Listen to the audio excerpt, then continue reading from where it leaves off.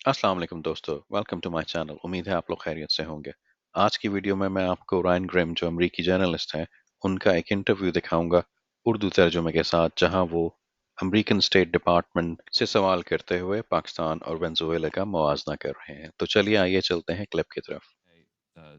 کل کے دن state department کے میٹ ملر نے اعلان کیا کہ ہم وینزویلا پہ پابندیاں لگا رہے ہیں۔ ہم نے یہ پابندیاں اس لیے اٹھائی تھیں تاکہ ہم امریکی قیدیوں کو چھڑا سکیں اور قیدیوں کا تبادلہ ہو سکے، اور امریکہ چاہتا تھا کہ الیکشن ٹرانسپیرنٹ ہوں اور وینزویلا ڈیموکریسی کے اوپر کمٹمنٹ دے۔ وینزویلا کے مڈورو نے یہ بھی دعویٰ کیا کہ ان کو نکالنے کے لیے بغاوت کروائی گئی، اور اس بنا پر اس نے اپوزیشن کے لوگوں کو گرفتار کرنا شروع کر دیا اور اپوزیشن کی پارٹی کو الیکشن سے باہر کر دیا۔ اس پابندی کو وینزویلا کی کورٹس نے بھی تسلیم کیا، لیکن پاکستان میں جہاں 8 فروری کو انتخابات ہونے ہیں، وہاں پی ٹی آئی جو پاکستان کی سب سے بڑی جماعت ہے، اس کے کارکنوں کو بڑی تعداد میں گرفتار کر لیا گیا ہے جب وہ الیکشن کے لیے لڑنا چاہتے تھے۔ Former prime minister Imran Khan کو الیکشن سے پہلے ایک بوگس کیس میں 10 سال کی سزا سنائی گئی ہے۔ یہ کیس نہایت ہی بوگس ہے اور اس کی خبر ہم نے انٹرسیپٹ میں بھی شائع کی تھی۔ اس کیس میں کچھ ثابت نہیں کیا گیا، اور آج ایک اور بوگس کیس میں جو توشہ خانہ سے متعلق تھا، عمران خان کو 14 سال کی مزید سزا دے دی گئی۔ یہ کیس بند دروازے کے پیچھے چلا اور اس کیس کی کوئی سمجھ بوجھ نہیں بنتی۔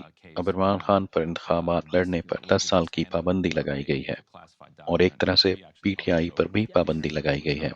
اس کے باوجود امریکن اسٹیٹ ڈپارٹمنٹ نے پاکستان کے اوپر کسی قسم کی کوئی پابندی نہیں لگائی۔ یہ کلپ کل اسٹیٹ ڈپارٹمنٹ کی کارروائی کا ہے، جس میں نے میٹ ملر سے پوچھا، آپ نے پہلے کہا کہ یہ معاملہ پاکستان کی عدالتوں کا ہے، مگر جب وینزویلا کی بات آئی تو یہ ایک سیاسی مسئلہ لگتا ہے۔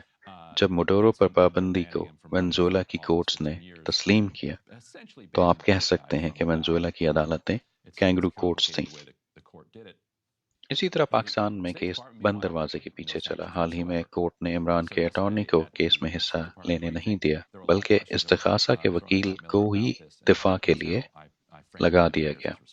اس سارے معاملے کو ہم کینگرو کورٹ ہی کہہ سکتے ہیں۔ لہٰذا جب وینزویلا کی بات کو سیاسی طور پر دیکھا جاتا ہے تو میں سمجھنے سے قاصر ہوں کہ پھر پاکستان کی کورٹس کو صرف پاکستان کا اندرونی مسئلہ کیوں سمجھا جاتا ہے۔ امید ہے آج کی ویڈیو آپ کو پسند آئی ہوگی۔ ہم سائننگ آؤٹ ناؤ۔ اللہ حافظ۔